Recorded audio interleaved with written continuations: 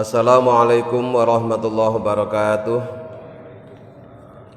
Bismillah, alhamdulillah, assalatu wassalamu ala rasulillah Sayyidina wa maulana Muhammad ibn Abdillah la nabiyya ba'dahu wa ala alihi wa man tabi'ah minat dunya ilal qiyamah. La haula wa la quwata illa billah, amma ba'du. Lillahi ta'ala al-fatihah. A'udzu billahi minasy syaithanir rajim. Bismillahirrahmanirrahim. Alhamdulillahi rabbil alamin. Ar-Rahmanir Rahim. Maliki yaumiddin. Iyyaka na'budu wa iyyaka nasta'in. Ihdinas siratal mustaqim. Siratal ladzina an'amta 'alaihim ghairil maghdubi 'alaihim waladdallin. Amin. Hadirin ma'asyiral muslimin hafizakumullah. Perintah beribadah kepada Allah dengan tulus ikhlas itu tidak hanya ada pada Al-Quran dan hadis, tetapi juga ada dalam kitab Zabur, yaitu kitab suci yang Allah turunkan kepada Nabi Daud alaihissalam. Di dalam kitab Zabur Allah berfirman, wa man adlamu mimman abadani li jannatin aw narin. Dan siapakah orangnya yang lebih zalim dibanding dengan orang yang beribadah kepadaku karena ingin masuk surga atau karena ingin dibebaskan dari neraka. Ini firman Allah ada dalam kitab Zabur. Orang yang beribadah kepada Allah karena ingin masuk surga atau karena ingin dibebaskan dari neraka, ini termasuk orang yang paling zalim. Zalim itu maknanya wad'u syai' fi ghairi mahalihi, meletakkan sesuatu tidak pada tempatnya. Mestinya tujuan ibadah itu hanya Allah, tapi malah dia tujuan ibadahnya surga atau jauh dari neraka. Ini dianggap zalim. Laulam akhluk jannatan wala naron. Apakah seandainya aku tidak menciptakan surga dan neraka, alam akun ahlan an uta'a, apakah aku tidak berhak untuk ditaati? Itu pertanyaan Allah kepada orang-orang ibadah karena surga atau karena neraka. Kalau seandainya aku tidak menciptakan surga atau neraka, apa kemudian aku tidak berhak untuk ditaati, untuk disembah?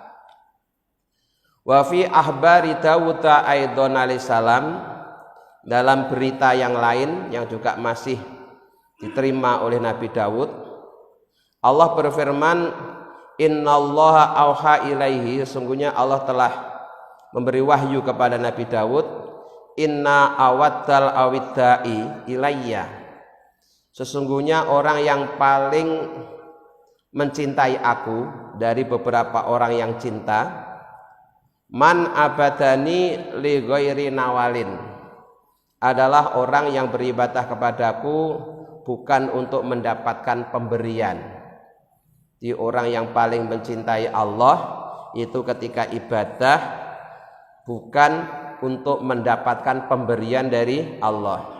Cinta yang tulus ikhlas itu tidak ada pamrih, dia berbuat didorong oleh rasa cintanya, bukan karena ingin mendapatkan sesuatu dari yang dicintai.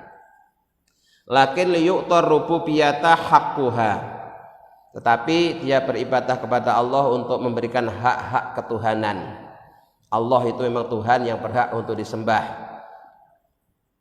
Maka dia menyembah Allah bukan karena ingin mendapatkan surga atau anugerah yang lainnya.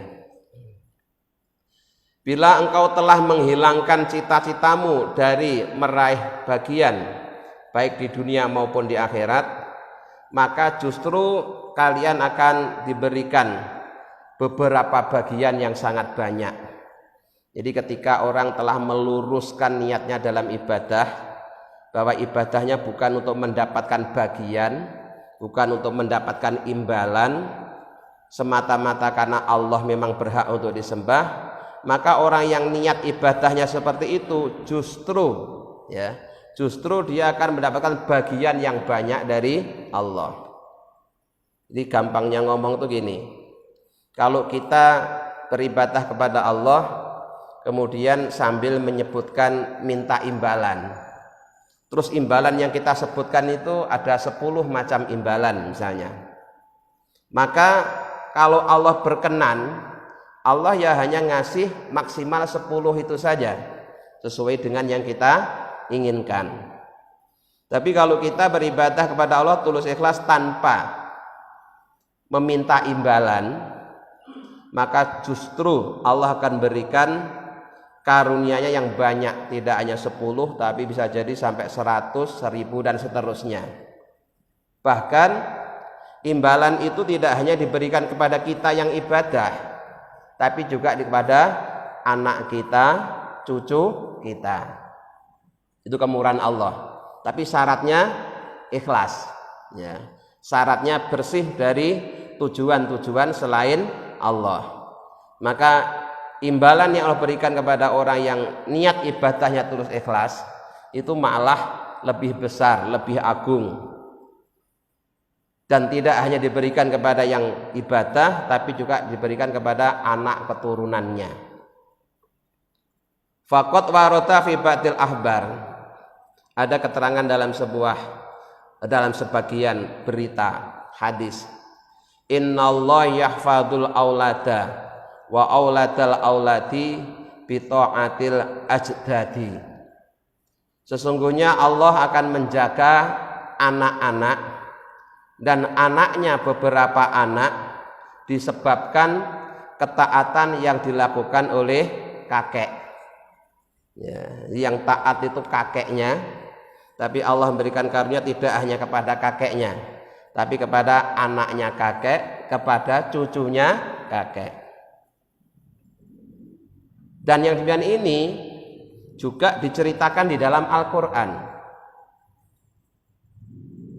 Penggal kisah perjalanan Nabiullah Musa alaihissalam dengan Nabi Khidir alaihissalam, yang pada pengajian yang lalu sudah saya sampaikan bahwa salah satu kisah yang terjadi ketika Nabi Musa bersama Nabi Khidir memasuki sebuah perkampungan.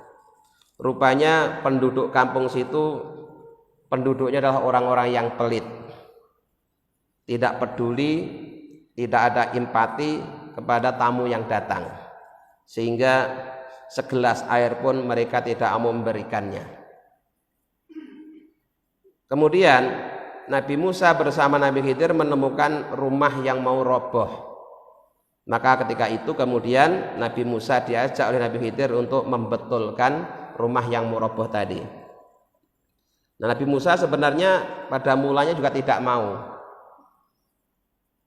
Nah, kemudian apa alasan Nabi Khidir membetulkan rumah yang mau roboh ini? Karena diperintahkan oleh Allah untuk menjaga harta yang tersimpan di dalam bangunan tersebut.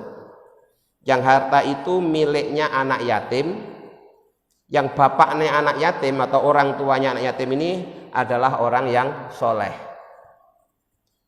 Jadi karena barokahnya orang tua yang soleh, itu harta yang ditinggalkan buat anak yatim ini dijaga oleh Allah sampai Allah ngutus 2 orang nabi. Itu kan luar biasa ya. Karena kesolehan orang tua, maka Allah kemudian mengutus 2 orang nabi, ya, 1 nabi 1 rasul, untuk menjaga menyelamatkan harta yang ditinggalkan. Ya. Jadi tidak hanya ngutus orang biasa, ngutus rasul dan nabi. Nah, hadirin yang kami muliakan, kisah tentang Nabiullah Khidir dan Nabi Musa alaihissalam ini sangat populer karena memang diceritakan di dalam Al-Quran, di dalam surah Al-Kahfi. Namun yang perlu kami ingatkan, ketika seorang mendengar atau membaca kisah Nabi Musa dan Nabi Khidir, itu banyak yang kemudian salah dalam memberikan kesimpulan. Kenapa? Karena kemudian banyak orang yang menyimpulkan begini, wah kalau begitu Nabi Khidir itu statusnya lebih mulia daripada Nabi Musa. Sering orang kemudian menyimpulkan seperti itu. Ternyata kesimpulan seperti ini keliru. Ya. Syekh Jalaluddin As-Suyuti itu menjelaskan justru bagi mereka yang paham ketika mendengar atau membaca cerita Nabi Musa dan Nabi Khidir, itu mereka akan berkesimpulan bahwa itulah menunjukkan bahwa Nabi Musa itu lebih mulia, lebih unggul dibanding dengan Nabi Khidir. Apa alasannya? Pertama, Nabi Musa itu selain seorang nabi, dia juga seorang rasul. Setiap rasul yang Allah utus itu pasti membawa syariat yang berbeda dengan rasul sebelumnya. Sementara Nabi Khidir itu seorang nabi, sehingga dia tidak membawa syariat.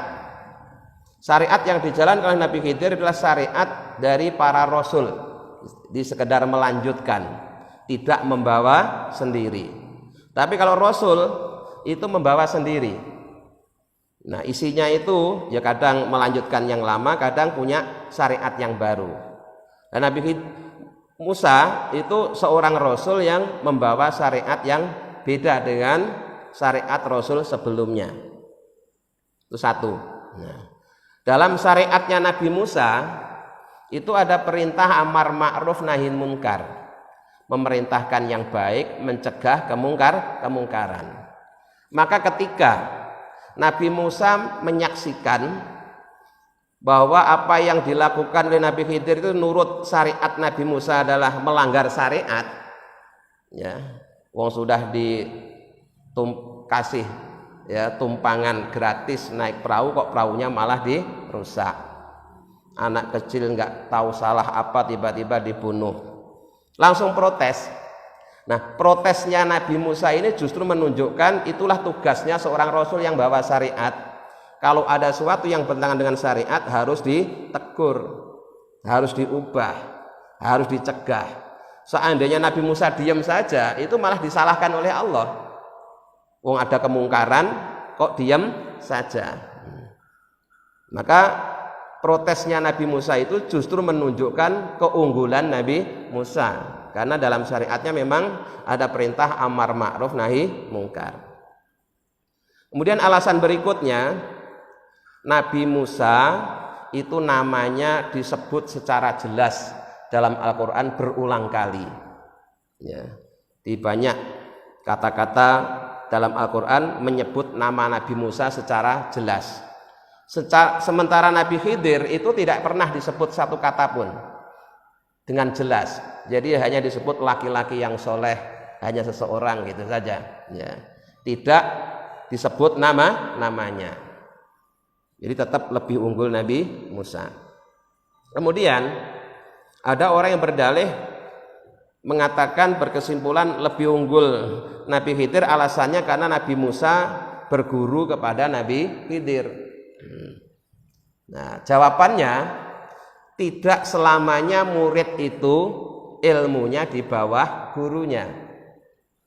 Bisa jadi suatu saat ilmunya murid itu justru lebih unggul daripada muridnya ilmunya guru. Contohnya banyak dalam kehidupan sehari-hari, ya. Ada seorang ketika kecil berguru pada guru TK yang barangkali guru TK-nya hanya S1. Kemudian setelah tamat TK sekolah di SD, ternyata guru SD-nya juga cuma tamatan S1. Tapi muridnya belajar terus, pindah ke SMA, pindah ke perguruan tinggi, sampai ujungnya jadi profesor. Nah, ketika murid TK ini sudah jadi profesor, otomatis ilmunya udah lebih tinggi daripada gurunya SD maupun gurunya TK. Nah, di keluarga kiai juga begitu, Pak. Putra-putranya kiai itu kalau masih kecil, dia ngajinya ke santri senior. Tapi di kemudian hari rata-rata ilmunya anak kiai ini lebih tinggi daripada ilmunya santri senior. Nah, Nabi Musa juga begitu. Ya.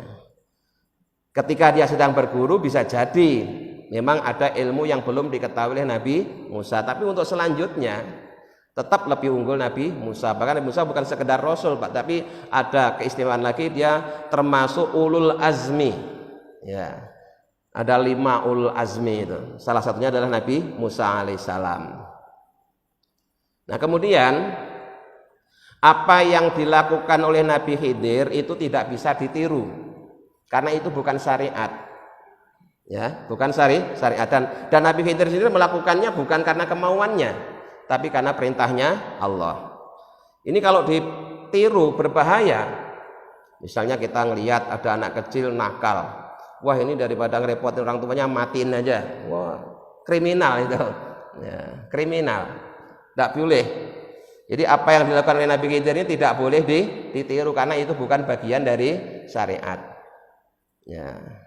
Nah, jadi Nabi Khidir sendiri melakukannya bukan atas kemauannya sendiri, tapi semuanya itu adalah perintahnya Allah.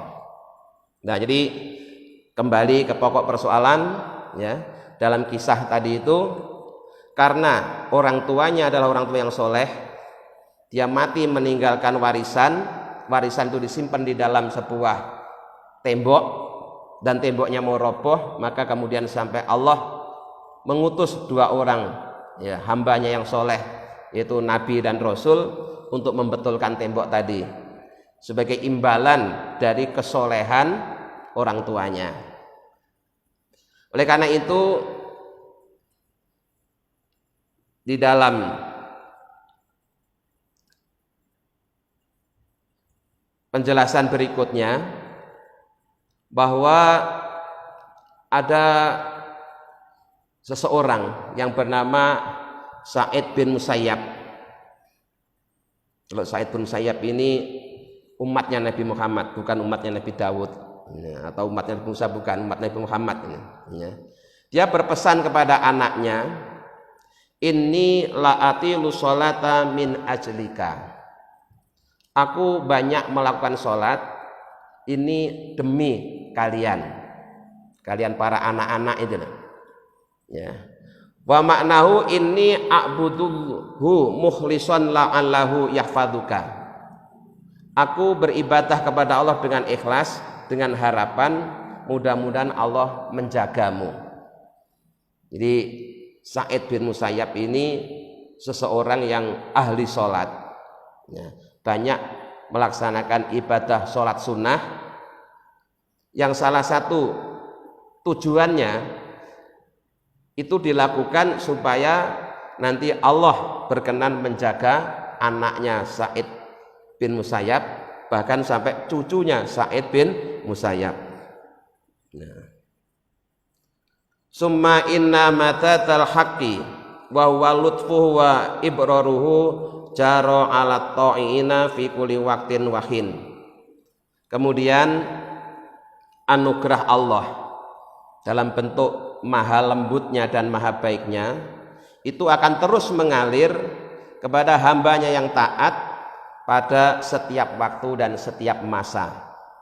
Jadi anugerah Allah dalam bentuk kelembutan dan kebaikan Allah itu sesungguhnya terus mengalir, tidak pernah berhenti, ya, terus mengalir kepada hambanya yang taat selama-lamanya. Jadi orang itu kalau sudah taat kepada Allah tidak pernah sebentar pun tidak mendapatkan anugerah dari Allah, karena anugerah Allah akan terus mengalir kepadanya. Cuma bentuknya ini, ya, bentuknya anugerah itu sawaun aqtahum, baik anugerah Allah itu dalam bentuk pemberian fil khisi menurut panca indera atau dalam pandangan lahiriah, au mana'ahum atau dalam bentuk penolakan. Walaupun secara lahiriah kelihatan penolakan, tapi sebenarnya bagi yang paham, penolakan Allah pun sesungguhnya juga merupakan anugerah. Karena di balik penolakan Allah itu juga ada hikmahnya. Wa sawa'un basatahum au qabadahum. Dan sama juga anugerah Allah itu dalam bentuk memberikan kelapangan kepada orang-orang yang taat, atau sebaliknya memberikan kesempitan, kesumpekan, kesedihan kepada orang-orang yang taat. Wa huwa dhahirun liman yafhamu anillah. Yang demikian ini tampak jelas bagi orang-orang yang paham akan kebijaksanaan Allah. Jadi bagi yang paham dengan maha bijaksananya Allah, sesungguhnya anugerah Allah itu tidak pernah berhenti, terus mengalir sepanjang waktu. Walaupun bentuknya terkadang dalam bentuk penolakan, terkadang dalam bentuk kesempitan. Nah, kalau toh kemudian ada yang menganggap bahwa anugerah Allah itu terkadang berhenti, itu karena mereka tidak paham atau mereka hanya menganggap anugerah Allah itu bentuknya pemberian atau keluasan, sehingga kalau ditolak berarti dia tidak dapat, atau diberikan kesempitan berarti dia tidak dapat anugerah. Itu akibat orang belum paham ya. Kalau yang sudah paham, sebenarnya ketika dia berdoa dikabulkan atau tidak dikabulkan itu sama statusnya, sama-sama anugerah, cuma bentuknya beda. Kalau dikabulkan berarti Allah sedang menampakkan maha murahnya, kalau tidak dikabulkan berarti Allah sedang menampakkan maha perkasanya. Memberi atau tidak memberi, sesungguhnya itu cara Allah untuk menunjukkan dirinya di hadapan hambanya. Itu bagi yang paham ya. Hal ini sesuai dengan yang dikatakan oleh Syekh Ibnu Athaillah, mata a'toka ashadaka birrohu wa mata mana'aka ashadaka kohrohu. Mata a'toka, ketika Allah memberikan kepadamu, ashadaka, sesungguhnya Allah sedang mempersaksikan kepadamu birrohu, akan kebaikannya. Jadi kalau kita berdoa memohon kepada Allah kemudian oleh Allah langsung dikabulkan, hendaklah kalian tahu bahwa yang demikian ini merupakan bukti maha baiknya Allah. Allah sedang memperkenalkan dirinya kepada kita dalam bentuk pemberiannya, dalam bentuk kebaikannya.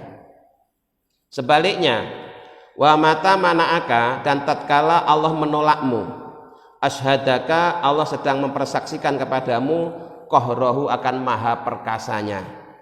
Jadi kalau suatu saat kita minta ternyata oleh Allah tidak dikasih, itu sesungguhnya Allah sedang menunjukkan maha kuasanya, maha perkasanya, bahwa Allah itu bisa untuk tidak memberi permintaan hambanya. Justru yang demikian ini menunjukkan maha sempurnanya Allah. Allah itu bisa mengabulkan, bisa menolak, bisa memberi juga bisa tidak memberi, bisa meluaskan juga bisa menyempitkan. Itu justru menjadi bukti nyata Allah itu maha sempurna. Kalau kemudian dipahami Allah itu hanya terus memberi, berarti seakan-akan Allah itu bisa diintervensi, Allah bisa dipaksa oleh umatnya. Buktinya setiap ada orang minta pasti harus memberi. Nah, berarti Allah didikte oleh manusia, itu kan tidak mungkin ya. Jadi kalau Allah tidak memberi itu justru menunjukkan, ini loh aku itu kuasa, walaupun kamu minta aku juga bisa untuk tidak memberi. Itu maksudnya seperti itu ya. Fahuwa, maka ya dia Allah, fi kulli dzalika, pada kesemuanya itu muta'arrifun ilaika, Allah sedang memperkenalkan dirinya kepadamu ya. Kadang Allah memperkenalkan dirinya kepada kita melalui pemberiannya, kadang memperkenalkan dirinya kepada kita melalui penolakannya. Wa muqbilun, dan Allah menghadap biwujudi lutfihi, dengan adanya sifat kelembutan Allah alaika, kepadamu. Penjelasannya, min asma'ihi ta'ala, sebagian dari nama-nama Allah Ta'ala adalah Al-Latifu War-Rahimu. Al-Latifu secara harfiah maknanya maha lembut, War-Rahimu dan maha penyayang. Maknanya fahuwa ta'ala, maka Allah Ta'ala itu latifun bi ibadihi, maha lembut terhadap hamba-hambanya. Kalau disebut hamba-hambanya ini penekanannya kepada manusia. Rahimun, dan penyayang bi khalqihi, kepada makhluknya. Nah, kalau makhluk itu berarti tidak hanya manusia, tapi juga kepada selain manusia. Jadi Allah itu maha lembut terhadap hambanya, maha penyayang terhadap makhluknya. Dan itu terjadi fi kulli waktin wa ala kulli halin, setiap waktu dan setiap keadaan. Ya, itu tidak pernah berhenti, setiap waktu dan setiap keadaan. Walaupun waktunya berubah, walaupun keadaannya berubah, lembutnya dan sayangnya Allah kepada hambanya tidak pernah berubah. Ya, keadaannya berubah, waktunya berubah, tetapi maha lembut dan maha sayangnya Allah kepada hambanya dan makhluknya tidak pernah berubah. Sawaun aqtahum, baik dalam bentuk Allah memberikan kepada hambanya, au mana'ahum, atau menolak hambanya. Wasawaun pasatohum, dan sama juga dalam bentuk Allah memberikan keluasan kepada hambanya, au qabadhum, atau memberikan kesempitan kepada hambanya. Fa in aqtahum, maka jika Allah memberikan anugerahnya kepada hambanya, au pasatohum, atau memberikan keluasan kepada hambanya, ashadahum, maka sesungguhnya Allah sedang mempersaksikan kepada hambanya birrohu, kebaikannya, wa ihsanahu, dan kebaikannya. Jadi kalau Allah sedang meluaskan rizki hambanya, sedang menuruti apa kemauan hambanya, maka Allah saat itu sedang mempersaksikan, memperkenalkan dirinya kepada hambanya bahwa Allah itu maha baik. Ya, Allah maha pemurah, Allah maha penyayang. Fa'arafu, maka hambanya tahu annahu subhanahu, bahwasanya Allah Ta'ala itu barin, zat yang maha baik, bi ibadihi, kepada hamba-hambanya. Latifun, maha lembut, bi khalqihi, kepada seluruh makhluknya. Tidak hanya kepada manusia, tapi seluruh makhluk Allah dapat, ya, dapat kelembutannya Allah, dapat kasih sayangnya. Rahimun, maha penyayang, karimun, maha mulia, jawadun, maha dermawan. Bahkan Allah itu sudah memberi sebelum diminta. Ketika orang belum meminta pun Allah sudah memberi. Muhsinun, dan Allah itu maha baik. Jadi kalau pas Allah memberikan kepada hambanya atau meluaskan kepada hambanya, itu Allah sedang menampakkan maha baiknya, maha lembutnya, maha mulianya, maha dermawannya, dan maha sayangnya. Nah, kalau hamba sudah tahu yang seperti itu, fata'dhumu, maka akan menjadi agung apa mahabbatuhum, rasa cintanya si hamba fihi, kepada Allah. Jadi kalau kita kepingin mahabbah kita kepada Allah itu meningkat, maka ingat-ingatlah kebaikannya Allah. Ya, ingat-ingatlah kebaikannya Allah. Bahwa Allah itu maha baik, Allah menyukai kebaikan. Selain mahabbah kita kepada Allah semakin agung, wa yaksuru sauquhum wastiyaquhum ilaihi, dan rasa rindu kita untuk bertemu kepada Allah itu akan semakin banyak, meningkat. Ya. Jadi keinginan untuk bertemu dengan Allah itu juga akan meningkat setelah kita mengetahui akan maha baiknya Allah. Jadi kalau selama ini kita hanya senang dengan pemberiannya, maka berikutnya akan ada keinginan, kepingin ketemu secara langsung dengan yang selama ini selalu memberikan kebaikan. Jadi kayak bapak misalnya belum kenal tapi sering dikirimi hadiah, ya, dan hadiahnya itu rutin, tidak pernah lupa, tidak pernah terlambat. Maka suatu saat bapak pengen siapa sih orangnya yang setiap saat selalu memberikan hadiah itu, gitu. Jadi keinginannya untuk bertemu itu akan semakin kuat. Dan wayak suruh syukruhum, dan syukurnya kepada Allah juga akan semakin banyak.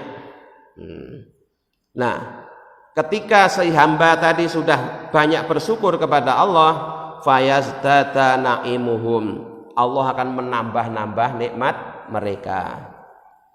Jadi semakin banyak bersyukur, semakin banyak nikmat yang diterima. Makanya para walinya Allah, para kekasihnya Allah itu kalau sholat sunnah mampu berlama-lama. Dalam rangka apa? Dalam rangka mensyukuri nikmat. Sebenarnya pada mulanya tidak ada keinginan untuk sholat sampai misalnya semalam suntuk atau setengah malam atau 1000 rakaat. Itu tidak ada keinginan seperti itu pada mulanya. Pada mulanya hanya ingin sholat sunnah 2 rakaat. Tapi begitu dia sholat sunnah 2 rakaat kemudian merasakan nikmatnya bersama Allah ketika sedang sholat, terus saking senangnya bersyukur, selesai 2 rakaat sholat 2 rakaat lagi, ternyata lebih rindu lagi, tambah lagi gitu seterusnya. Sampai ada yang tanpa sadar dia baru berhenti sholat sunnah di malam hari itu ketika dengar adzan subuh. Nabi Muhammad sendiri kalau sudah sholat di malam hari, saking lamanya berdiri sampai kakinya bengkak, itu karena saking nikmatnya. Nah kita ini kalau sholat kok sebentar aja capek. Kenapa? Karena kita belum bisa merasakan nikmatnya sholat. Kenapa kok belum bisa merasakan nikmat sholat? Karena kita belum mengenal Allah secara sungguh-sungguh. Maka mari kita sadari bahwa Allah itu maha baik, karunia-Nya tidak pernah berhenti, pemberiannya terus mengalir. Maka tingkatkanlah rasa syukur kita. Semakin kita bersyukur, Allah justru semakin menambah-nambah nikmatnya. La in syakartum la azidannakum. Nah sekarang kebalikannya, wa in mana'ahum, dan jika Allah menolak hambanya, au qabadahum, atau membuat kesempitan kepada hambanya, ashadahum, sesungguhnya Allah sedang mempersaksikan kepada hambanya qahrahu, akan maha perkasanya, wa kibriya'ahu, dan maha besarnya. Jadi kalau suatu saat keadaan berubah, hidup ini terasa sempit, keinginan yang kita ajukan nampaknya tidak segera dikabulkan, maka sadarlah kalian bahwa yang demikian ini Allah sedang menampakkan maha perkasanya.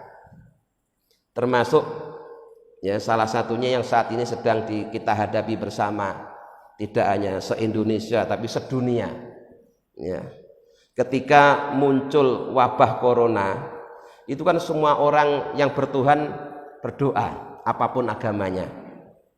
Khususnya yang Islam, itu yang mohon kepada Allah bukan hanya orang biasa, bukan hanya orang biasa, sampai setingkat ulama, kiai, walinya Allah juga semuanya berdoa. Tapi kenapa kok hingga sekarang belum selesai juga? Nah ini berarti Allah sedang menunjukkan kepada kita akan maha perkasanya. Walaupun yang minta agar kasus ini segera tuntas selesai tidak hanya manusia biasa tapi manusia-manusia pilihan Allah, Allah mampu untuk menolaknya atau menundanya. Untuk apa? Untuk menunjukkan bahwa Allah itu maha perkasa, Allah maha besar, Allah tidak bisa diintervensi oleh hambanya. Nah kapan selesainya? Ya terserah Allah nanti, terserah Allah. Kapan akan selesai? Yang tahu ya hanya Allah. Jadi ini juga bagian cara Allah memperkenalkan maha perkasanya kepada umat manusia. Fa'alimu, maka manusia itu jadi tahu annahu ta'ala, bahwa Allah ta'ala itu qaharun, maha perkasa, tidak bisa diintervensi, kabirun, maha besar, azimun, maha agung, jalilun, dan juga maha agung. Ketika si hamba sudah menyadari bahwa Allah itu zat yang maha perkasa, maha besar, maha agung, tidak bisa diintervensi. Fa khafu min satwatihi, maka si hamba itu akan muncul rasa khauf kepada Allah, ya. Wa dzabu min khosyatihi, dan akan muncul rasa takut, rasa hina karena takut kepada Allah. Wa khadi'u tahta qahrihi, dan manusia itu akan hilang kesombongannya, ya. Hilang merasa bisanya ketika berhadapan dengan maha perkasanya Allah. Ternyata, ya, sekian ribu dokter ahli tidak mampu berbuat apa-apa, bahkan dokternya pun juga bisa terkena. Kalau kemarin barangkali masih ada yang menyombongkan, wah saya dokter pasti tidak akan terkena, ternyata masih juga terkena. Jadi bukti nyata Allah maha kuasa, Allah maha perkasa. Kalau Allah sudah berkehendak, siapapun, ya, terjadi pasti terjadi. Maka kita harus juga punya rasa khauf, ya, rasa takut. Ketika rasa khauf, rasa hina, rasa rendah, rasa tawadhu di hadapan Allah sudah muncul pada diri seorang manusia, fadamat ibadatuhum, maka langgenglah ibadahnya kepada Allah, jadi istiqomah, ya. Di orang itu kalau sudah punya rasa khauf kepada Allah, ibadahnya jadi istiqomah. Kenapa? Takut nanti kalau tiba-tiba mati pas dia lagi tidak ibadah. Maka setiap datangnya waktu ibadah, dia segera beribadah. Setelah itu dia bertekad waktunya, umurnya dalam rangka menunggu datangnya ibadah berikutnya.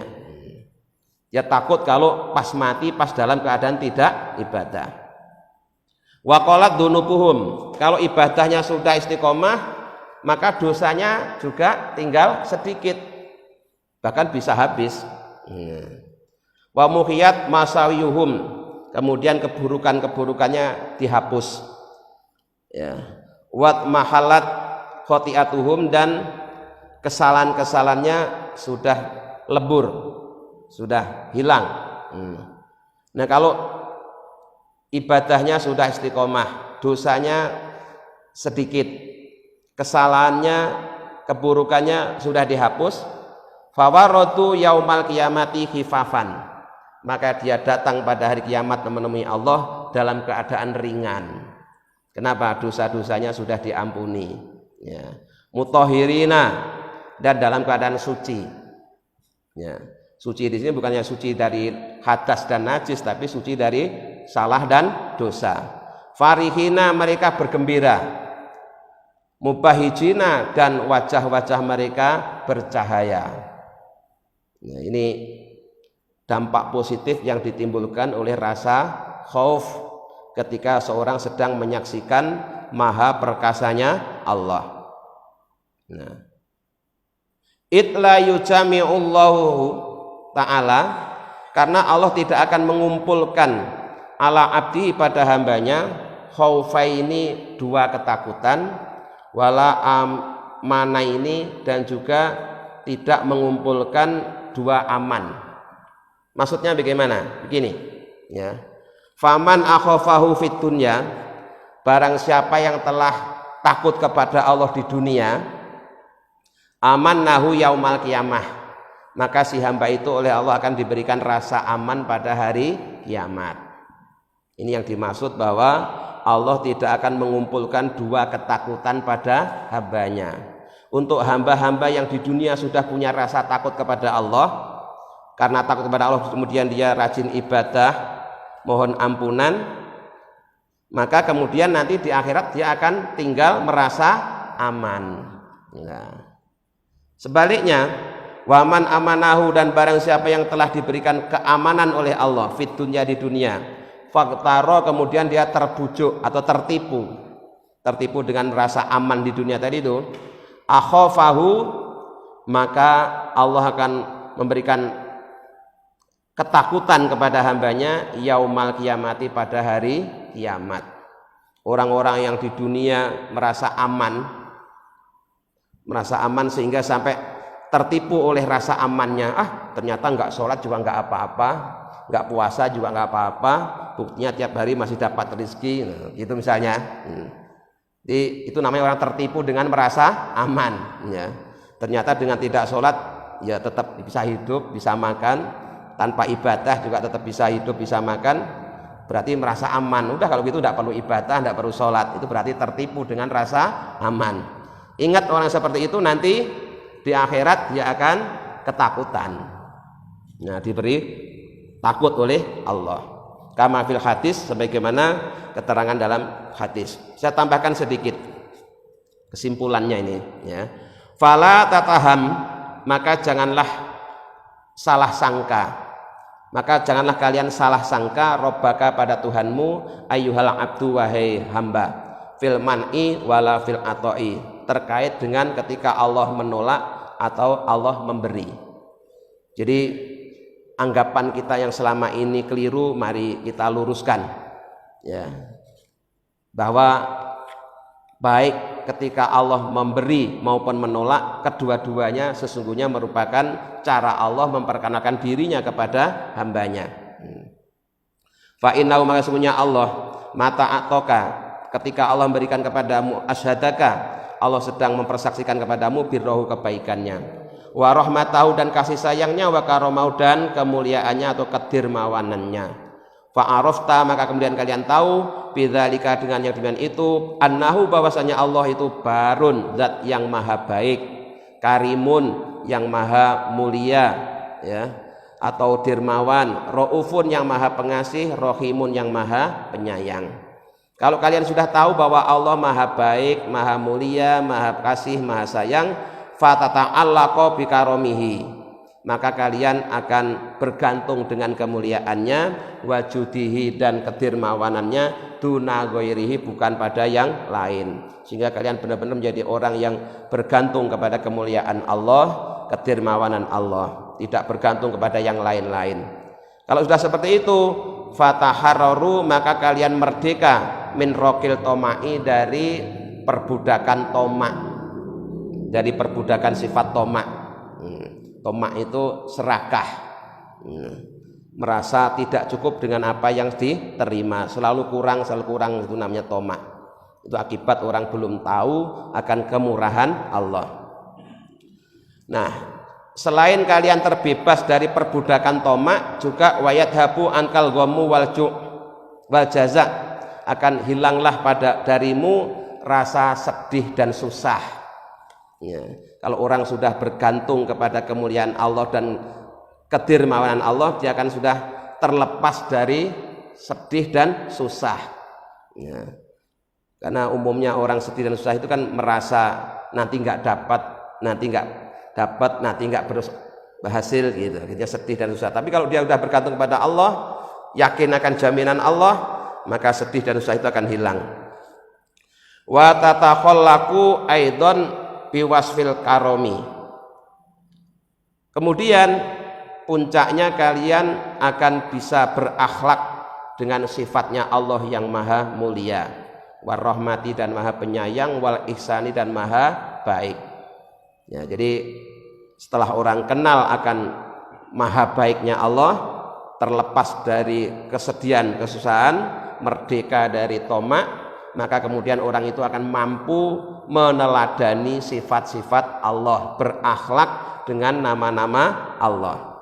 Fa innallaha, maka sesungguhnya Allah itu yuhibbu, Allah menyukai, ayatakhallaqa, jika berakhlak sapa abduhu, hambanya, bihulukihi, dengan akhlaknya Allah.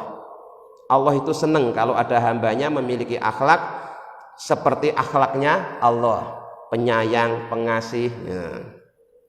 Fafil hadisi, maka di dalam hadis Rasulullah bersabda, takhallaku bi akhlaqir rahman, berakhlaklah kalian semua wahai orang-orang yang beriman dengan akhlaknya Allah yang maha penyayang. Hadirin yang kemuliakan, malam ini sampai di sini dulu. Insya Allah kita lanjutkan pada pengajian yang akan datang. Jadi sekali lagi, apapun keadaan yang terjadi pada diri kita, sadarilah bahwa semuanya itu cara Allah memperkenalkan dirinya kepada kita. Kita tetap yakin sesungguhnya anugerah Allah tidak pernah berhenti mengalir, baik dalam bentuk pemberian ataupun penolakan, baik dalam bentuk keluasan maupun kesempitan. Mudah-mudahan kita bisa memahaminya. Amin ya rabbal alamin.